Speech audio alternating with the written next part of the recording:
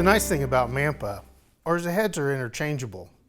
So whether you're using the 2-inch belt cutter or the 3 and 4-inch multi-cutter, you can exchange it simply by removing the handle, the safety guard, loosen the nut on the back side, release the tension on the belt and remove it. Then you're going to take your 3-inch and 4-inch cutting head, slip it in place, return the belt, tighten the nut on the back side, return the safety guard to its position,